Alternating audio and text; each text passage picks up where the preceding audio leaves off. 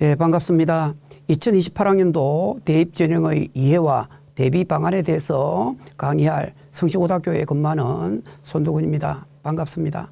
2028학년도 대입에 대해서는 내년 4월 30일이 되어야 구체적인 세부 시행안이 나오겠지만 지금 오늘 설명할 강의 내용은 2023년 12월 27일에 발표되었던 2028 대입제도의 개편안을 바탕으로 오늘 강의를 진행하도록 하겠습니다.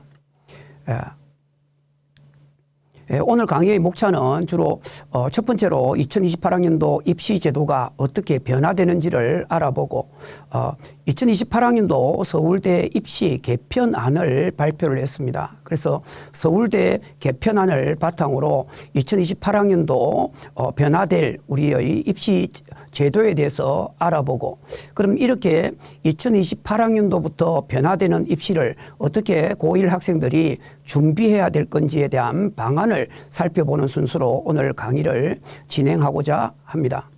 먼저 2028학년도 입시제도의 이해에 대해서 살펴보도록 하겠습니다. 2028학년도 대학 입시제도 개편 확정안이 2023년 12월 27일에 교육부가 발표함으로써 아직 확정은 되지 않았지만 개편 확정안을 가지고 강의를 하도록 하겠습니다. 2028학년도 대입제도 개편안의 핵심 내용을 살펴보면 첫 번째로 서울 지역 주요 16개 대학의 정시 모집 현행에서 40%를 정시 모집을 하는 것을 그대로 정책을 유지하기로 그대로 유지하는 걸로 정해졌습니다. 다음으로는 내신 평가 체제가 현재의 9등급제에서 5등급제 상대평가제로 바뀌었다라는 게 가장 큰 변화일 수 있습니다. 다음으로는 수능 체제가 현재는 국어와 수학 그리고 탐구에서 선택 과목 체제가 되어 있던 것을 2028학년도 수능부터는 통합형 수능 과목 체제로 변화된다라는 게 이번 개편안의 핵심 내용입니다. 그리고 현재에서는 오지선다형의 객관식 문제를 주로 출제를 내신에 반영했다고 한다면 2028학년도부터는 서술형과 논술형 내신평가가 확대됨으로써 오히려 객관식을 보지 않고 논서술형만으로서 내신을 평가하는 것이 가능해졌습니다. 다음으로는 수능의 영역이라든가 수능의 평가 방법, 그 다음에 EBS 연계 방식은 현행의 체제를 그대로 유지하고 있고 특히 EBS 연계가 올해 전년도에 50%를 연계했던 방식을 그대로 유지해서 2028학년도에도 EBS 연계 방식이 50%를 유지하는 것으로 정해졌습니다. 다음으로는 심화수학의 기존의 미적분이 수능으로 출제됐던 미적분과 기하가 수능 출제 과목에서 제외되었다는 것이 큰 핵심안의 기본 내용이라고 할 수가 있겠습니다. 먼저 첫 번째로 2028학년도 내신평가 개선안에 대해서 말씀을 드리도록 하겠습니다. 내신체제 개편안의 핵심 내용을 살펴보면 첫 번째로는 평가체제가 1, 2, 3학년들 현행처럼 동일한 평가체제를 하고 있습니다. 일부 학생이나 학부모님들이 1학년보다는 2학년, 2학년보다는 3학년으로 올라갈수록 반영 비율이 높아진다라고 생각하지만 1, 2, 3학년이 공이 100%로 33.3%를 반영하는 현행의 체제는 거의 유지된다라고 볼 수가 있습니다. 가장 큰 변화라고 할 수 있는 게 내신 등급제인데 현행의 9등급제에서 5등급제로 바뀌게 됩니다. 전체적으로 내신 등급이 나오는 142개 교과목에 대해서 5등급제가 나오게 되고 그 중에서 사회, 과학, 융합 선택 9과목만 내신 등급 5등급제로 놓지 않고 A, B, C, D, E까지 성취제로 평가된다라는 게 가장 큰 차이고 무엇보다도 현재의 학생부에는 표준 편차가 성적에 대한 표준 편차가 기록되었지만 바뀐 2028학년도 개편안에는 표준 편차가 제공되지 않는다는 점이 가장 큰 특징이라고 할 수 있습니다. 세 번째로 특징으로는 5등급제가 142과목에 대해서 공통과목, 진로과목, 일반과목 모두 142개 과목에서 5등급제로 등급이 부여된다는 게 큰 특징이라고 할 수 있습니다. 다음으로는 성취평가제로 나오는 부분은 사회과학 융합 과목 9과목은 등급이 나오는 것이 아니라 A에서 E까지 성취평가가 기재된다는 점이 큰 변화라고 할 수가 있습니다. 다음으로는 평가 방법이 현재의 오지선다형 중심의 지식 암기 위주에서 논소수령을 확대함으로써 사고력과 문제 해결력을 평가하는 방향으로 바뀌고 있는 것이 큰 특징이라고 할 수가 있겠습니다. 학생들이나 학부모님들이 가장 관심이 많은 부분이 기존에 있는 지금 2학년과 3학년의 경우에는 공통과목과 일반 선택과목에만 등급이 나온 것에 비해서 지금 현재 바뀌는 고1부터 시행되는 2028학년도에 적용받는 아이들은 142개 과목에 대해서 모두 5등급제로 석차가 등급이 나온다는 것이 큰 변화라고 할 수 있습니다. 그래서 기존의 2학년과 3학년의 방식과 학생부에 기재되어 있는 방식 중 가장 특이한 것은 표준 편차가 미제공된다는 겁니다. 그래서 학생부에를 보면 원점수와 그리고 A에서 E까지 성취도 그리고 석차 등급 1등급에서 5등급 그리고 성취도별 분포 비율이 나오게 되고 과목 평균과 수강자 수가 기재된다는 것이 큰 특징이라고 할 수 있습니다. 이 중에서 사회과학 융합선택 과목의 경우에는 다른 모든 것은 기재가 되지만 석차 등급이 기재되지 않고 성취도 A에서 E까지 성취도만 평가가 되고 있으며 체육, 예술, 과학, 탐구, 실험의 경우에는 3단계 성취도 평가만 이루어지고 교양 과목의 경우에는 통과 여문만 평가하도록 되어 있습니다. 그리고 주로 자사고나 또 특목고 또 일반고에서도 일부 학교에서 3학년 때 전문 교과를 배우게 되는데 이 전문 교과도 5등급제로 석차 등급이 나오게 됩니다. 사회교과, 사회과학 융합 선택의 경우를 제외하고 이수 과목 전 과목에서 5등급 평가를 하게 되는데 화면에 보시면 분홍색으로 되어 있는 부분은 수능 출제 과목입니다. 그리고 오른쪽에 보면 노란색으로 되어 있는 9개의 과목이 사회융합교과 과목으로서 이 과목만 등급이 나오지 않고 A에서 E까지 성취도가 기재된다는 점이 큰 특징이라고 할 수가 있겠습니다. 사회과학 융합교과 9개 과목은 여행지리에서부터 융합과학 탐구 과목까지 9개 과목에 해당됩니다. 선택 과목 수가 기존의 2015 교육과정보다는 2022 교육과정에서 선택의 과목 수가 19개나 늘어났습니다. 특히 가장 많이 늘어난 사회 영역에서는 7개가 늘어났다는 점이 특징이고 사회와 과학만 합치더라도 11개의 교과목이 기존의 2015 교육과정보다 늘었다는 것이 특징입니다. 따라서 학생들의 전공에 따라서 계열과 전공에 따라서 선택할 수 있는 폭이 훨씬 확대됐다는 게 2022 교육과정의 특징이라고 할 수가 있습니다. 2028학년도 내신 등급제 개편안을 보게 되면 기존의 경우에는 1등급이 4%, 2등급이 7%, 그래서 1, 2등급을 합치면 11%에 해당하는 학생들이 1, 2등급을 받았다고 한다면 새롭게 바뀐 개편안에는 1등급이 10%, 2등급이 24%로서 거의 3등급 중반에 기존의 3등급 중반까지가 거의 대부분이 1등급, 2등급을 받는다. 따라서 서울에 있는 상위권 대학이나 의학학 계열을 진학하려고 하는 학생들의 경우에는 내신 1등급을 올 1등급을 받지 않고서는 오히려 서울 지역 상위 대학을 가기가 점차 어려워졌다라고 볼 수 있습니다. 9등급제와 5등급제를 내신의 인원과 비율을 한번 살펴보면 예를 들면 300명 기준일 경우에 지금 현재 2학년, 3학년의 경우에는 4%에 해당하는 12명이 1등급을 받게 됩니다. 그래서 누적으로 2등급까지가 300명일 때 33등까지가 1, 2등급을 받았다고 한다면 2022 교육과정에서는 10%에 해당하는 30명이 1등급입니다. 실제로 울산 지역에서 한 학교에 서울 지역의 상위권 대학에 30명 정도를 가는 학교는 좀 드물다고 볼 경우에 1등급을 받지 않으면 상위 15개 대학의 의학과 계열이나 서울 상위권 대학에 가는 것이 점차 어려워질 수 있다. 이렇게도 볼 수 있습니다. 따라서 1학년 때 내신이 굉장히 중요하기 때문에 1학년 때 1, 2등급을 잘 받아두는 것이 무엇보다도 중요하다라고 볼 수 있습니다.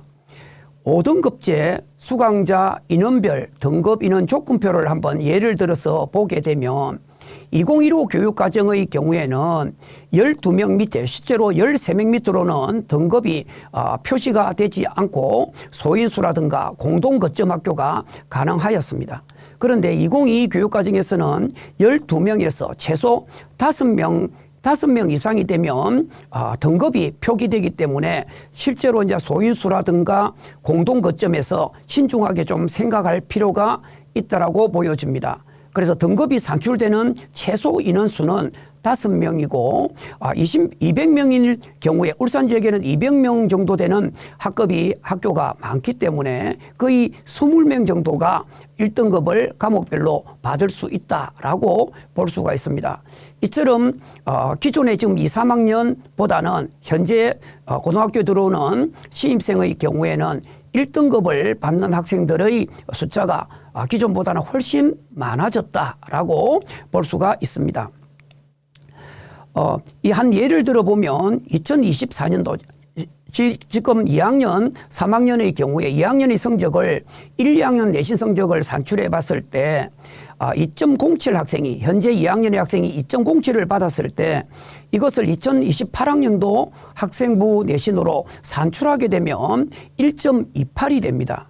따라서 2.07 정도가 대부분 경북대, 부산대, 지방거점대학과 서울의 15개 주요 15개 대학을 가는 학생 가능 성적이라고 본다면 적어도 2028학년도에는 1.3등급 이내에 들어야 서울 쪽으로 갈 수 있는 확률이 높아진다라고 볼 수가 있겠습니다. 다른 하나를 또 예를 들어보면 현재 고2 학생이 9등급제를 시행했을 경우에 2.28등급을 받은 학생이 지금 2028학년도로 환산을 하게 되면 1.48등급이 됩니다. 2.28이 2028학년도를 환산하게 되면 1.48 정도가 된다고 보여집니다. 따라서 대부분의 울산의 입시 결과를 보게 되면 경북대, 부산대를 가는 학생들이 대부분 2등급에서 3등급인 학생들을 감안한다고 본다고 한다면 2028학년도에는 거의 1.5등급 선에서 유지를 해야 경북대라든가 부산대, 지방거점 국립대학을 갈 수 있지 않을까라는 생각을 해보게 됩니다. 다음으로는 2028학년도 내신체제 개편에 따른 예상되는 변화들을 우리가 한번 생각해 보도록 하겠습니다. 2028학년도 내신체제 개편으로 인한 변화를 추정해 보면 첫 번째로 1등급 숫자가 기존의 2015 교육과정보다는 워낙 1등급 학생이 많기 때문에 내신의 변별력이 약화될 우려가 있습니다. 따라서 대학에서 상위권 대학에서는 내신 올 1등급을 받은 아이들 중에서 어떤 아이들을 선발할까에 대한 고민이 생길 수밖에 없습니다. 따라서 서울대 발표된 2028 서울대 입시안을 보게 되면 대부분 수능 체제를 폐지하고 면접을 강화했습니다. 그리고 학생부의 정성평가를 강화하는 방향으로 가고 있습니다. 서울대학의 경우에는 체제를 폐지했지만 직윤의 경우에는 체제를 폐지했지만 다른 대학에서는 체제를 강화하거나 아니면 면접을 강화하거나 아니면 학생부에 대한 정성평가를 강화해서 더욱더 우수한 학생을 선발하려고 할 것입니다. 또한 기존의 2015 교육과정에서는 표준 편차를 통해서 학교의 수준과 그 학생의 예상 등급까지도 예상 석차까지도 어느 정도 추론이 가능했다고 한다면 이제는 표준 편차가 기재되지 않기 때문에 오히려 원점수가 매우 중요한 역할을 할 것으로 보입니다. 따라서 의학학 계열로 진학할 경우에는 91등급이 중요한 것이 아니라 100점을 맞는 1등급이 굉장히 중요해졌다라고 볼 수 있습니다.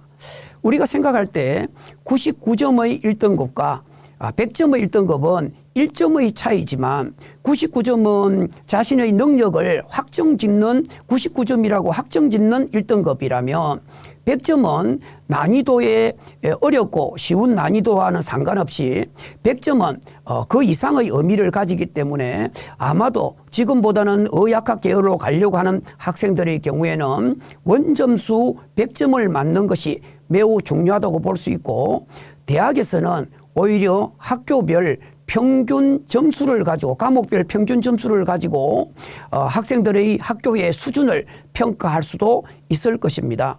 예를 들면 자사고의 경우에는 대부분 평균이 68점에서 80점 사이라고 한다면 일반고의 경우에는 대부분 50점에서 60점 사이의 과목별 평균을 유지하는 학교가 많기 때문에 과목별 평균만 보더라도 그리고 A, B, C의 성취도 비율만 보더라도 이 학교가 학교의 수준이 어느 정도 되는 것을 예측이 가능하기 때문에 대학에서는 어떤 방향이든 우수한 아이를 선발하려고 하는 다양한 방법을 모색할 것으로 예측이 가능합니다.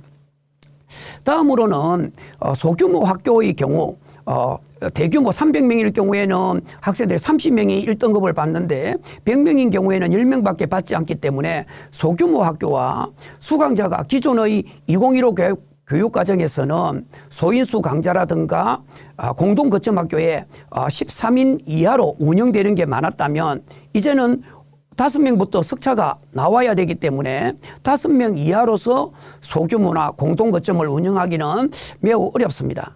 따라서 소규모 학교와 수강자가 적은 교과목의 불리함을 어떻게 해소할 것인가를 생각해 볼 수 있습니다. 따라서 아마도 이제는 학생부의 정량평가보다는 오히려 학생부의 정성평가를 통해서 학생의 이수 과목의 단위수, 그 다음에 전공에 필요한 다양한 활동들을 반영할 확률이 높습니다.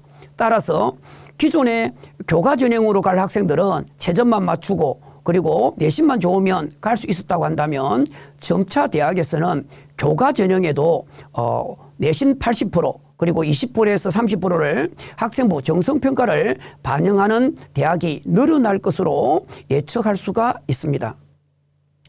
세 번째로는 과도한 내신 경쟁의 완화로 학생들의 부담감은 다소 줄어들었다고 많은 부분들을 이야기를 합니다. 하지만 1등급을 받지 못하면 상위권 대학에 가고자 하는 꿈이 다소 좌절될 수도 있기 때문에 또 다른 부담감으로도 다가올 수 있다라는 우려를 하는 목소리도 있는 것도 사실입니다.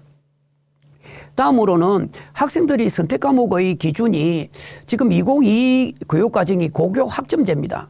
학생의 진로에 따라서 자신이 필요한 과목을 이수하고 그 이수 과목에 도달하게 되면 통과했을 때 졸업을 시키는 고교 학점제에서 내신을 받기 유리한 다인수 교과목에 많은 과목을 수강하는 과목에 오히려 몰릴 확률이 있지 않을까.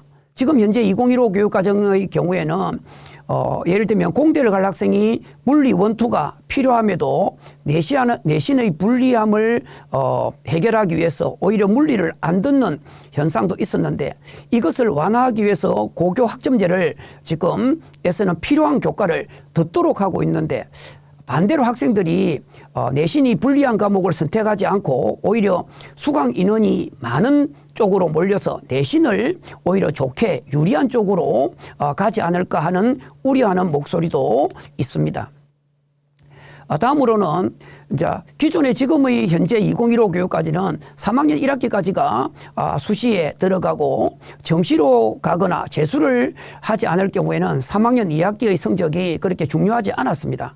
하지만 이제는 정시로 갈 아이들이 생기게 되고 3학년 2학기까지도 대부분이 석차가 나오기 때문에 오히려 학교 수업이 정상화될 확률이 있다라고 이야기를 합니다. 하지만 상위권 대학에 가고자 하는 학생들의 경우에 1학년 때 배운 내용을 3학년 때 수능으로 보기 때문에 오히려 3학년 1학기와 2학기 때는 오히려 수능하고 수능 과목이 아닌 교과목을 안 듣거나 또는 사회, 과학, 융합 교과를 선택해서 오히려 성취도만 반영되는 과목을 통해서 수능 공부를 함으로써 오히려 파행적인 수업이 될 수 있고 실제로 1학년 때 배운 수능 과목을 3학년 때 교과목과 다른 수능 공부를 하는 이런 파행 수업도 예상을 해볼 수가 있습니다. 다음으로는 상위권 대학과 의학학 계열 지망생 학생들이 1학년 때 자기가 원하는 성적을 받지 못했을 때 예를 들면 2등급이나 5등급제에서 2등급이나 3등급을 받은 학생들이 자기가 가고자 하는 희망 대학에 못 간다라는 어떤 그런 우려를 하게 된다면 오히려 지금보다는 중도 탈락이라든가 이런 학생들이 더 많이 생길 수도 있고 학교 수업보다도 수능 공부에 전념하는 학생들이 더 많아짐으로써 실제로 고등학교 2학년과 3학년 수업에는 오히려 학교 수업을 듣지 않고 혼자서 수능 공부를 열심히 하는 학생들이 생겨날 수도 있는 우려도 예상이 됩니다.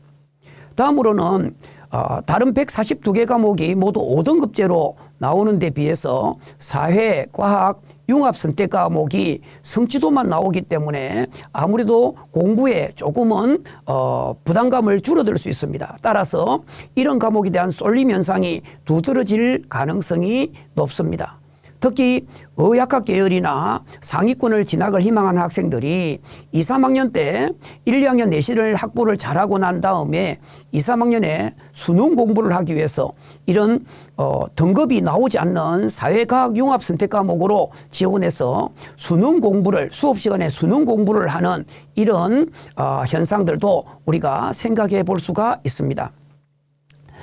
2026학년도 교과 전형을 한번 살펴보게 되면 대부분의 대학은 교과 전형은 학생부 100%로 선발하는 게 대부분이 많은 학교에서 하지만 그중에서는 면접을 보거나 학생부에 있는 서류를 반영하는 대학들이 많습니다. 특히 학생부에다가 서류를 보는 건국대, 경희대, 고려대, 부산대, 서울시립대 등 이런 상위권 대학에서는 정성평가를 봄으로써 앞으로 2028학년도에도 교과 전형에도 이렇게 내신 학생부 100%만 반영하는 것이 아니라 오히려 학생부 70이나 60 그리고 20에서 30을 학생부 서류 평가를 보는 정성 평가를 보는 대학들이 확대될 것으로 예상이 됩니다. 현재 2026학년도 학생부 교과 전형에서 서류 평가를 반영하는 대학들은 상위권 대학들의 경우에 대부분이 교과의 정성 평가라든가 그다음에 교과 이수 충실도 그다음에 학교 생활 그다음에 출결사항 등등 학생부에 기재된 내신 성적 외에 다른 정성평가를 보는 비교과 영역뿐만 아니라 다양한 분야에서 이렇게 정성평가를 보는 대학들이 많은데 2028학년도에는 이런 현상들이 지금 서울대도 방향을 학생들이 학생부 평가 방법을 강화하는 것으로 가고 있기 때문에 다른 대학들도 교과 전형에서도 학생부의 정성평가를 보는 대학들이 점차 늘어날 것으로 보여집니다. 지금 현재에서 우리 울산 지역의 경우에는 대부분 서울에 있는 상위권을 가는 학생들이 학생부 종합보다는 지역 균형 전형인 교과 전형으로 상위권 대학을 진학하는 경우가 많습니다. 따라서 지역 균형 전형 중에서도 학생부만 100% 보는 것이 아니라 교과목의 서류라든가 그다음에 정성평가를 10에서 30%까지 보는 대학이 있기 때문에 이런 현상들은 아마도 고1부터는 특히 학생부에서 서류를 보는 비중이 더 늘어날 것으로 예측을 해볼 수 있습니다. 2028학년도부터는 우리 흔히 말하는 자율선택제 무전공학과 전공 선택제가 확대된다고 합니다. 따라서 기존에 있는 교과 전형과 그다음에 자율선택 교과제에서 평가 방법은 다를 수 있다라고 보여집니다. 예를 들면 건국대의 경우에는 내신 70%와 서류평가를 30%를 2026학년도에 보게 되는데 학과 중심에서는 진로 역량을 400%를 하지만 자유전공학부는 인문계, 자연계가 모든 학생들이 1학년 때 공통과목을 공부하고 2학년 때 자기가 희망하는 학과를 선택하게 되는 자유전공학부의 경우에는 500점이라고 하는 큰 점수를 성장 역량에 두고 있습니다. 왜냐하면 자율전공학부의 경우에는 대부분이 인문자연이 섞여서 정해진 학과가 별도로 있는 것이 아니기 때문에 주로 경험의 다양성, 그다음에 창의적 문제 해결 능력, 그리고 자기 주도적으로 지원학과와 관련되어 있는 활동을 얼마나 다양하고 창의적으로 해결했는가를 보는 점수가 500점이나 배점이 되어 있기 때문에 아마도 자율전공학부가 늘어나게 된다면 다양한 경험을 쌓고 그리고 다양한 부분에서 자기 주도적으로 문제 해결력을 키우는 능력이 학생부에 기재되어 있는 것이 좋을 것으로 예상해 봅니다. 다음으로는 내신 체제 개편안의 다음으로 수능 체제가 크게 개편이 되었습니다. 수능 체제 개편안을 보면 첫 번째, 평가 방식이나 점수 체제는 기존의 방식을 그대로 유지하고 있습니다. 물론 탐구 영역에서 조금의 수능 문제가 20문제에서 25문제로 그리고 시간이 30분에서 40분으로 확대된 것 외에는 평가 방법이나 점수 체계는 큰 문제가 없고 동일하다고 볼 수 있습니다. 다만 큰 차이가 기존의 선택교과제였습니다. 국어의 경우에서는 공통과목 75%를 제외한 언어와 매체를 선택할 거냐 아니면 화법과 작문을 선택할 거냐 라는 거와 수학의 경우에는 확률과 통계 그리고 미적분, 기하 세 과목 중에서 선택하는 게 있었다고 한다면 이제는 통합형 과목 체제로서 사회 탐구 과목을 어떤 과목을 선택하느냐에 따라 유불리가 발생하지 않도록 모든 학생이 동일한 문제를 가지고 동일한 시간대에 같이 시험을 보고 평가를 받는다는 점이 2028학년도 수능에서 크게 달라진 점이라고 할 수 있습니다. 지금 현재 전년도에도 EBS 연계율이 50%를 유지한다는 방침은 2028학년도도 공교육의 신뢰를 회복하기 위해서 EBS 연계 방식을 현재의 50%를 그대로 유지하는 것은 하는 것으로 정해졌습니다. 다만 우리가 기존에 지금 2학년, 3학년들이 시험 보는 수능에서는 미적분이라든가 기하를 선택형으로 볼 수 있지만 지금 고1 학생이 적용되는 2028학년도에는 미적분2와 기하가 수능 과목에 들어가지 않습니다. 따라서 많은 분들이 공대의 경우가 오히려 인문계 수능 범위에 축소됨으로써 오히려 학생들의 수학 능력이 떨어지는 것이 아니냐. 따라서 고등학교 수학이 대학으로 이관되는 것이다. 이렇게 문제점을 지적하는 경우도 많습니다. 그래서 대학에서는 이 심화 수학을 하지 않은 미적분2나 기하를 하지 않은 아이들이 공대에 왔을 때 어려움이 있을 것으로 예상되어서 아마도 논술 시험이라든가 이런 데에서는 미적분2나 기하의 영역을 아마 포함해서 논술 시험을 보지 않을까라는 생각도 조심스럽게 해보게 됩니다. 다음으로는 출제 범위입니다. 출제 범위가 인문계열 범위로 좀 이렇게 축소됐다라는 게 큰 특징입니다. 따라서 수학과 과학이 강한 아이들이 오히려 수능 점수를 잘 볼 수 있는 가능성이 높아졌습니다. 따라서 인문계열보다는 자연계열 학생들이 더 유리하게 작용하는 것은 아닌지. 실제로 전년도의 수능에서도 물론 수학이나 과학을 잘하는 아이들이 유리할 수 있었지만 반대로 전년도의 경우에는 과탐을 선택하는 학생보다는 사탐을 선택하는 학생들이 더 좋은 결과를 낸 적도 있습니다. 그래서 오히려 시험 범위가 인문계열로 범위로 축소됨에 따라서 결국은 수학과 과학의 융합적 문제가 과학에서 나올 경우에 아마도 인문계보다는 자연계 학생들의 수능 점수가 더 좋을 것으로 예상이 되어서 오히려 자연계로 선택하는 학생들이 더 증가하지 않을까라는 않을까라는 우려를 하는 목소리도 있습니다. 수능체제 개편안의 핵심을 보면 기존에 말씀드렸다시피 첫 번째가 수능 선택 과목제가 폐지되고 공동 문제가 출제된다는 겁니다. 기존에서는 탐구 영역에서 어떤 과목을 선택하느냐에 따라서 표준 점수의 차에 유불리를 가져왔습니다. 하지만 이제는 똑같은 학생들이 동일한 문제를 가지고 인문자연 관계없이 똑같이 시험을 보기 때문에 이런 유불리가 사라졌다라는 것이 해결된다라고 볼 수가 있습니다. 그 다음에 절대평가인 한국사, 영어, 제2외국어는 지금 현재와 같이 등급제로 나오는 것이 아니라 90점, 영어를 90점 이상을 받으면 1등급 이렇게 절대평가제로는 현재와 동일합니다.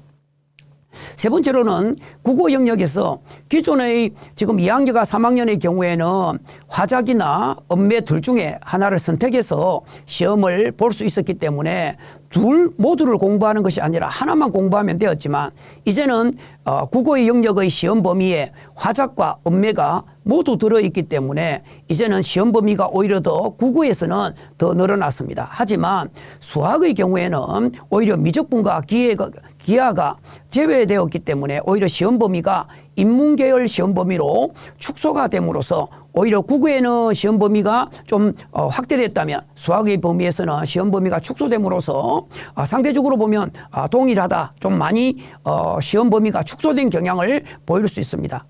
그리고 하지만 이제 탐구 영역의 경우에는 기존에서는 17개 선택 과목 중에서 2개를 선택했다면 이제는 1학년 때 배우는 공통사회, 공통과학을 모든 학생들이 배워야 되기 때문에 기존의 자연계열의 경우에는 물화생지 중에서 2개만을 선택을 가능했고 그 다음에 또는 사회탐구 하나, 과학탐구 하나도 가능했지만 이제는 모든 학생들이 공통과학이나 공통사회를 다 시험을 치러야 되기 때문에 시험의 과목 수가 훨씬 더 많아졌기 때문에 오히려 사교육이 더 확대되는 것은 아닌가라는 우려를 하는 경우도 있고 또 무엇보다도 1학년 때 배운 공통사회나 공통과학을 3학년 때 시험을 봐야 되기 때문에 1년간의 공백이 생깁니다. 1년 반 정도가. 그래서 이 1년 반의 공백을 학교에서는 어떤 방법으로든 수능을 향상시키기 위해서 어떤 노력을 할 건데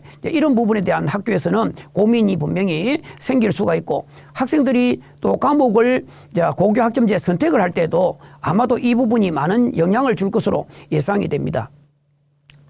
그리고 모든 학생이 기존에는 선택제에서 공통형으로 바뀌다 보니까 공통사회, 공통과학을 모두 응시해야 됨으로써 과목 수가 많아서 부담감을 가져올 수가 있고 또 이렇게 되면 아무래도 이제 융합형의 문제가 인문계보다는 자연계 쪽에서 좀 더 어렵게 나오지 않을까, 공통과학에서 좀 어렵게 나오지 않을까 이렇게 본다면 인문계 학생보다는 수학에서도 좀 난이도 있는 문제 그리고 공통과학에서 융합형 문제가 나오게 된다면 인문계열 학생보다는 자연계열 학생들이 더 유리하게 작용할 것으로 예상을 하고 오히려 인문보다는 자연을 선호하고 계열을 더 많이 택하는 아이들이 증가하지 않을까라는 우려를 하기도 합니다. 2028학년도 수능 문항 유형하고 배점의 시간은 거의 동일합니다. 국영수와 한국사는 모두 동일한데 다만 탐구가 지금 기존에서 20문제에서 25문제로 5문항씩이 늘어났습니다. 그리고 시간이 탐구요 사탐 영역이 30분, 과탐 영역이 30분에서 이제는 공통사회가 40분, 공통과학이 40분으로 10분씩이 더 늘어났고 제2외국어와 한문의 경우에는 과목당 30문항을 보던 것을 오히려 이제 20문항으로 축소하고 시험도 40분에서 30분으로 축소를 하고 문항 수의 배점도 좀 더 다양하게 했다라는 것이 큰 차이라고 할 수 있습니다. 이걸 보면 좀 더 자세하게 알 수가 있는데 기존에 있는 한국사까지는 큰 변화가 없고 탐구 영역의 문제인데요. 탐구 영역의 경우에는 사탐, 과탐이 각각 20문항에서 30분씩 시험 시간이 주어지던 것을 2028학년도에는 5문항이 늘어나서 25문항과 시험 시간도 10분이 늘어나서 40분으로 실시한다는 게 큰 변화일 수 있습니다. 따라서 이게 10분이 늘어났는데 문제는 5문항이 늘어났기 때문에 오히려 학생들이 탐구 영역에서 시간의 부족함을 고민하는 이런 학생들도 많이 있을 수 있습니다. 그래서 현재의 수능은 4교시가 종료되면 16시 37분에 종료가 되었지만 2028학년도에 보면은 수능에서는 탐구 영역이 오히려 10분씩 늘어남으로써 5시 10분에 최종 수능을 마치게 되니까 학생들의 시험을 보는 시간이 오히려 길어져서 집중력이 마지막 시간에는 흐트러질 수 있는 우려도 생길 수 있습니다. 다음으로는 한국사 시험 이후에 한국사 시험의 시험지와 답안지를 회수한 다음에 탐구 영역에서 공통사회와 공통과학을 15분간의 텀을 주고 그 텀 사이에서 문제지와 답안지를 회수하고 배부하는 분리 방식으로 운영된다라는 것이 또 다른 특징이고요. 배점 부분에서 탐구 영역에 배점이 1.5, 2점, 2.5씩 매우 좀 이렇게 다양하게 출제가 되고 모든 수험생들은 공통사회와 공통과학을 모두 응시해야 된다는 점이 크게 바뀐 점이라고 볼 수 있습니다. 수능의 출제 과목은 1학년 때 배우는 공통과목에서 한국사, 통합사회, 통합과 그리고 2학년 때부터 배우는 일반 선택 과목인 화법과 언어, 독서와 작문, 문화, 그 다음에 대수, 미적분 1, 확률과 통계, 영어 1, 영어 2가 수능의 출제 과목에 해당한다라고 볼 수 있겠습니다.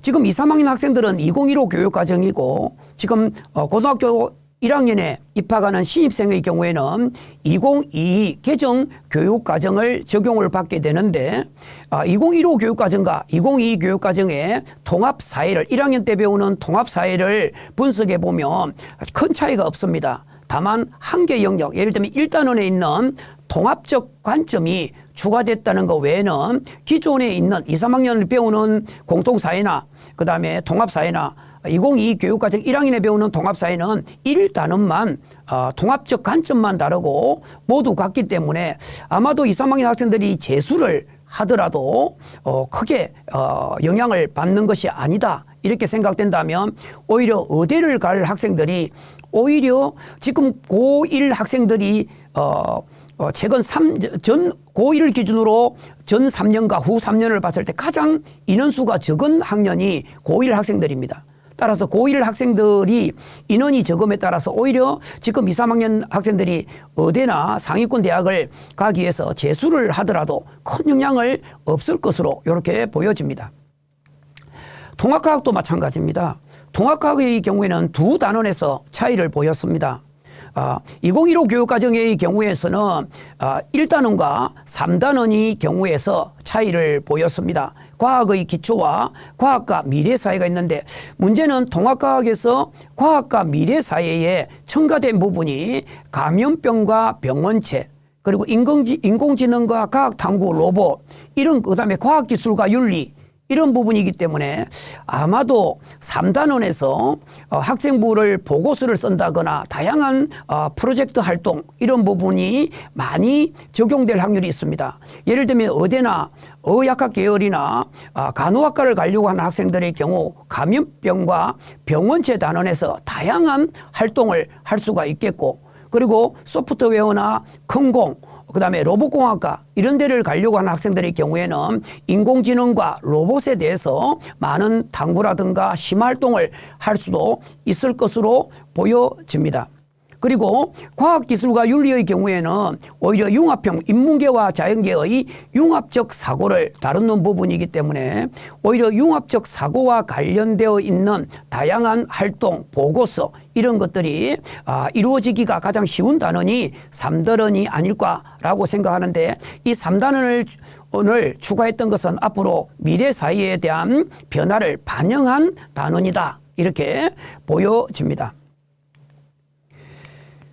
자, 다음으로는 수능 통합사회와 통합과학이 워낙 이제 학부모님들이라든가 학생들이 궁금증을 많이 가지고 있기 때문에 한국교육과정평가원에서 통합사회와 통합과학 수능 예시문항을 공개를 했습니다.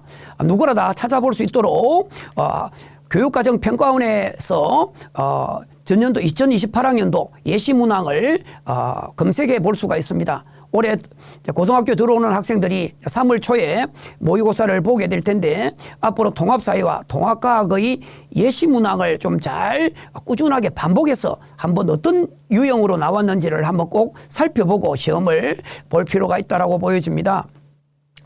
통합사회 예시 문항은 전체적으로 14개의 예시 문항이 주어져 있는데 대부분이 어떤 자료를 주고 그 자료를 분석하거나 개념을 물어보거나 아니면 그 자료를 통합적으로 사고하는 이런 문제를 출제한 것이 대부분이었습니다.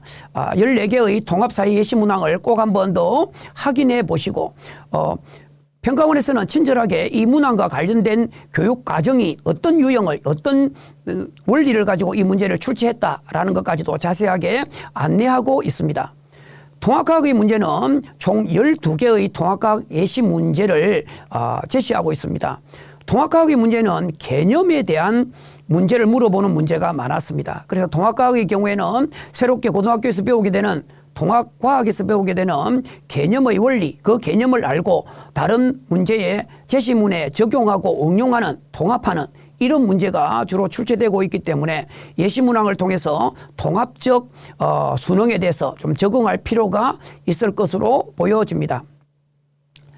학생부 교과전형에서 수능 체제를 적용하는 대학은 대부분의 대학에서 적용이 되고 있습니다. 서울 지역, 경기 지역에서 교과 전형은 대부분 학교장 추천 전형, 지역 균형 전형입니다.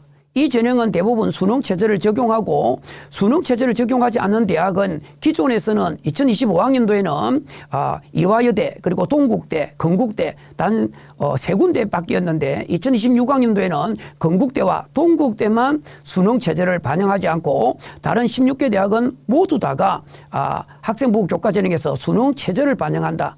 따라서 결국은 수능이 이 변화되는 상황 속에서 체제를 맞추는 것이 매우 중요하다고 볼 수 있습니다.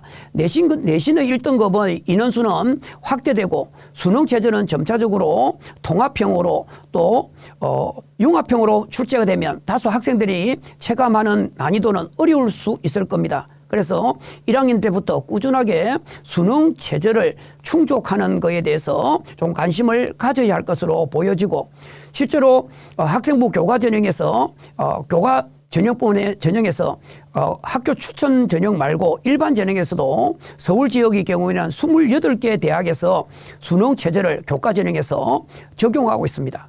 전국에서 114개의 대학에서 2026학년도를 기준으로 체제를 적용하고 있기 때문에 결국은 내신이 중요하기도 하지만 결국은 체제를 맞추지 못하면 상위권 대학은 가기가 어려워진다. 그래서 학생들은 내신과 수능을 분리해서 공부할 것이 아니라 학교 내신을 준비하면서 좀 더 융합적인 사고로 수능에 같이 접근하는 것이 바람직할 것으로 보여집니다. 지금 발표는 되지 않았지만 28학년도 수능 성적표는 표준 편차가 사라지고 등급과 표준 점수와 백분위가 나오는 것으로 이렇게 아마 나올 것으로 예상을 해볼 수가 있습니다. 수능 체제가 이렇게 이제 선택제에서 이렇게 통합형으로 바뀜에 따라서 어떤 문제가 있을 수 있느냐라고 본다면 학습 부담이 증가할 수가 있습니다. 예를 들면 수학의 경우에는 부담감이 좀 줄어들었다고 할 수 있지만 수학의 범위가 줄어들면 그만큼 난이도 있는 킬러 문제를 아무리 배제한다고 하더라도 수학 영역의 문제가 어렵게 나올 것이며 그리고 국어에서는 언어와 하작이 증가되었고 이제는 탐구 영역에서 학생들이 공부해야 할 과목이 훨씬 더 많아졌고 또 1학년 때 배운 과목을 오히려 3학년 때에 시험을 보는 것 때문에 학생들의 부담은 훨씬 더 증가해졌다라고 볼 수가 있습니다. 변별력 확보가 어렵다는 시험 문제가 오히려 인문계 수준으로 좀 하향했다라는 점에서 변별력 확보가 어려울 것으로 보이는데 평가원에서나 교육부에서는 융합형 문제를 다양하게 과목 간을 넘어서는 융합형 통합형 문제를 통해서 변별력을 확보하겠다는 방침입니다. 따라서 기존의 수능의 문제 양식과는 형태하고는 조금은 다른 통합적이고 융합적인 문제가 나올 것으로 예상이 됩니다. 또 탐구 영역이 5문제가 늘어나면서 10분이 늘어났기 때문에 25문항을 40분 만에 풀기에는 조금은 통합형, 융합형 문제를 놓았을 때 사고력을 요하는 문제가 나왔을 때 시간이 촉박한 것이 아니냐라는 우려도 하기도 합니다. 그리고 새롭게 바뀐 2022 교육과정이 얼마나 수능하고 연계가 잘 되어서 오히려 킬러 문제를 배제하고 학교 공부만 충실하게 했을 때 진짜 수능이 잘 나오는 이런 연계성 있는 문제가 출제될지에 대한 이런 우려하는 목소리도 있을 수가 있습니다. 지금 현재에도 대학별로 정시의 경우에는 각 영역별로 가중치를 두지만 이제는 탐구 영역의 경우에 공통사회와 공통과학이 분리해서 점수가 나오기 때문에 오히려 자연계의 경우에는 공통사회는 보지 않고 공통과학만 보거나 아니면 공통과학에 30, 공통사회에 30, 공통과학에 70 이렇게 가중치를 부여하는 대학도 있을 수 있습니다. 따라서 아마도 인문계의 경우에는 계율로 지나갈 학생들은 사탐에 치중해야 되겠고 자연계열로 가려고 하는 학생들은 과탐에 가중치를 줄 우려가 있고 특히 지금의 현재의 물화생지 2를 보는 경우에 의대의 경우에는 가산점을 4%에서 7%까지 주고 있기 때문에 아마도 의학학 계열뿐만 아니라 상위권 대학에서는 자연계의 경우 과탐에 가중치를 주거나 아니면 과탐만 반영하는 대학도 충분히 있을 수가 있다라고 볼 수가 있겠습니다. 다음으로는 2028학년도 서울대 입시 개편안에 대해서 말씀을 드리겠습니다. 서울대 입시 개편안은 이미 서울대학에서 2028학년도 이렇게 보겠다고 가장 선두로 발표를 했습니다. 따라서 이 서울대 입시 개편안이 오히려 연대나 고대 또는 다른 대학에도 분명히 영향을 줄 것으로 보기 때문에 서울대 입시 개편안을 잘 살펴보는 것은 성공적인 2028을 대비하는 데는 필수적이다라고 볼 수 있습니다. 서울대 입시 개편안의 핵심 내용은 첫 번째가 정시 40%를 폐지하겠다는 겁니다. 서울대의 말에 따르면 가장 많은 학생들이 중도 탈락하는 경우는 수시보다는 정시라고 합니다. 그래 따라서 정시를 40%를 폐지하고 점차 축소하겠다는 거죠. 지금은 40%를 유지하고 있지만 오히려 수시에서 한 70%, 정시에서 한 30% 이렇게 정시를 점차적으로 좀 줄여가는 걸 추진하겠다라는 겁니다. 특히 정시 40%를 추진하는 배경에는 고교별로 한 학교에서 한 명도 합격하지 못한 학교가 굉장히 많다고 합니다. 그리고 정시의 경우에는 50%를 넘게 대도시 서울 경기도 지역 아이들이 50% 넘게를 합격생을 배출하고 있기 때문에 지역 간의 격차가 너무 심화되고 있기 때문에 이걸 예방하기 위해서라도 서울대가 지방의 인재뿐만 아니라 대도시의 인재를 골고루 인재를 양성한다라는 교육 철학을 가지고 있기 때문에 어느 한 지역에서 대학의 입학생들을 독점하는 것을 예방하기 위해서 점차적으로 정시보다는 수시를 늘려가는 경우도 있고 특히 정시의 경우에는 졸업생들이 의대라든가 또는 의학학 계열로 가기 위해서 중도 탈락하는 학생이 점차 증가하고 있기 때문에 이걸 예방하기 위해서라도 수시를 더 늘리겠다라고 하는 방침입니다. 두 번째로는 지균에서 수능 최저가 지금 현재 지균의 경우 일반 전형은 학생부 서울의 일반 전형의 경우에는 수능 최저가 없습니다. 대부분이 대학별 면접고사로 50%로 1단계를 선발한 다음에 50%를 반영하도록 되어 있지만 이제는 지균에서는 수능 최저인 삼합치를 폐지를 하겠다는 겁니다. 실제로 서울대 지균을 보면 학교에서 대부분 1등에서 3등 정도 하는 학생들이 대부분 지원하게 되는데 삼합치를 물론 못 넘기는 학생도 있지만 대부분 학생이 삼합치를 넘긴다고 가정을 했을 때 삼합치의 수능 최저가 무슨 의미가 있겠느냐? 큰 의미가 없다.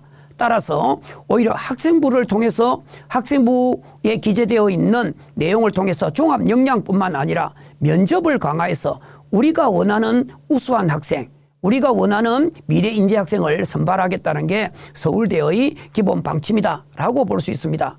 그래서 1단계에서는 서류 학생부 정성평가를 강화를 해서 오히려 지균의 경우는 30%를 이 역량평가에 면접을 강화하고 나머지 70%를 학생부 이수 내용, 그 다음에 성취도, 그다음에 학업의 수행을 위한 거라든가 교과뿐만 아니라 교과 외 활동 등을 반영을 한 것을 가지고 선발하겠다. 다시 말하면 1등급 숫자가 상상외로 어마어마하게 많을 수 있기 때문에 1등급 학생 중에서도 학생부에 기재되어 있는 내용 그리고 1단계를 통과했을 때 면접을 통해서 선발하겠다는 게 기본 방침입니다. 그래서 면접을 직윤의 경우에는 30%, 일반 전형의 경우에는 50%로 하겠다라고 발표를 했습니다.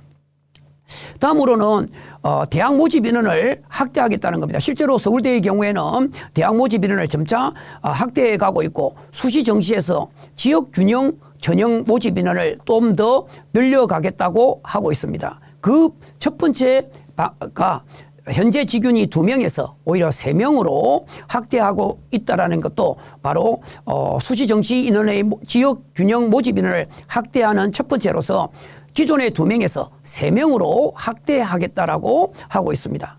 그리고 지역 균형의 경우에서 기존에서는 지원 자격을 지금은 이제 제한했습니다. 지원 자격이 이제 일반고 학생들만 되기 때문에 외고라든가 자사고, 그다음에 과고, 영재고 학생들은 아예 지원할 수가 없게 됩니다. 따라서 아마도 이렇게 된다고 한다면 일반고 학생들이 뿐만 아니라 지방 학생들 그리고 각 시도별로 골고루 인재를 등용할 수 이제 합격할 수 있는 기회가 훨씬 더 많아졌다라고 볼 수가 있겠고 오히려 합격의 내신 등급 정도는 더 올라가지 않을까라는 생각도 합니다. 지역 균형의 확대가 이루어져서 지금 현재에서 지역 추천 인원을 2명에서 오히려 3명으로 확대하고 있고 지역균형 추천 학생이 기존에 우리가 학교장 추천서를 썼던 것처럼 추천 사유를 입력하도록 해서 아마도 학교 추천서가 추천제가 부활하는 게 아닌가라는 우려도 가지기도 합니다. 어쨌든 간 지역균형이 현재의 2명에서 3명으로 확대되고 지원 자격도 지금은 재학생으로 일반고 재학생으로 제한을 했다라는 게 큰 핵심 내용이다라고 볼 수 있습니다. 그리고 2022 교육과정이 아무래도 고교 선택 고교 학점제가 이루어짐에 따라서 1학년 때 학생들에서 3학년으로 올라가면서 학생들이 선택했던 과목이 다를 수도 있고 잘못 진로를 설정할 수 있는 것을 예방하기 위해서 무전공을 확대하기로 방침을 정했습니다. 그래서 오히려 광역 단위 모집이나 단계별로 계열별 열린 전공을 선발해서 학생들이 원하는 과목으로 특히 의학학 계열과 사범대, 예체능계를 제외하고서는 모든 학과에 자기가 희망한 학과를 갈 수 있도록 문을 열어주겠다라는 게 서울대의 방침입니다. 어저께도 이제 신문에 나왔지만 스카이 대학에서 무전공학과 다시 말하면 전공 자율 선택제가 연세대학의 경우에는 단과 대별은 있었지만 전체적으로 인문자연계를 아우르는 전형이 없었습니다. 그런데 어저께 2026학년도부터 진리 자유 학부를 만들어서 전체적으로 인문자연을 통합하는 학생을 선발하겠다고 방침을 정했습니다. 따라서 아마도 2028에서는 무전공 자율전공 선택제를 선발하는 학교가 갈수록 인원뿐만 아니라 그것을 선발하는 대학 수도 늘어날 것으로 보여집니다. 전형 방식이 바뀌었습니다. 1단계 배수를 조정했는데요. 지역균형의 경우에는 3배수를 지역균형에는 주로 지금 2배수에서 3배수를 선발하는 것으로 되어 있고 그리고 면접을 30% 일반 전형에서는 주로 2배수에서 3배수를 선발해서 면접을 50%를 선발하는 걸로 정해졌습니다. 따라서 면접이 강화된다는 게 큰 특징이라고 할 수 있습니다. 서울대의 경우 전년도 2023년도까지를 보면 중도 탈락자가 서울대만 하더라도 412명이고요. 고대라든가 연세대 같은 경우가 1000명을 넘습니다. 따라서 이런 학생들이 중도 탈락을 함으로써 대학에서는 대학을 운영하는 데에 좀 타격을 많이 받고 하기 때문에 정시를 점차 줄이고 수시를 확대하고 이런 방침을 지금 더 강화하고 있는 것으로 보여집니다. 수시 모집의 경우에 보게 되면 수도권 학생들이 합격 지원자뿐만 아니라 합격 비율이 매우 높습니다. 그래서 서울대의 경우에는 한쪽으로 쏠림 현상을 막기 위해서 각 시도별로 골고루 지방별로 인재가 등용되어서 서울대를 빛내는 그런 인재들이 육성을 하는 것을 희망한다 이렇게 볼 수 있겠습니다. 이 자료도 보게 되면 점차적으로 한 학교에서 서울대를 배출하는 학교, 다시 말하면 한 명이라도 서울대를 보낸 학생들이 2023년도에는 473개, 다시 말하면 한 2,300 몇 개의 고교 중에서 한 473개 정도만 서울대를 한 명 이상을 합격하고, 상당히 한 1,800 정도의 고교에서는 한 명도 합격을 못 시키고 있는 이런 걸 예방하기 위해서 수시를 직윤을 확대하고 수시 모집을 더욱더 늘려가겠다라는 방침을 세우고 있는 것 같습니다. 서울대 학교생을 보게 되면 지금 한 학교에서 단위 학교별로 2019년에서 2023년까지 한 명이라도 합격한 경우가 수시를 보게 되면 72개의 학과 지원을 한 학교 수는 1,700개가 넘지만 합격을 한 경우에는 700개 정도의 학교가 합격을 했습니다. 따라서 1,000개의 학교는 한 명도 합격을 못한 게 된 거죠. 정시 모집의 경우에는 411개 학교에서 했습니다. 881개가 정시에서 지원해서 그 절반의 수준인 411개, 다시 말하면 일부 학교에서 서울대를 합격한 학생을 독점하고 있다. 이런 독점을 좀 예방하기 위해서라도 수시를 줄이고 정시를 늘리고 지역 균형을 2명에서 3명으로 확대해 가는 방침이라고 볼 수 있겠습니다.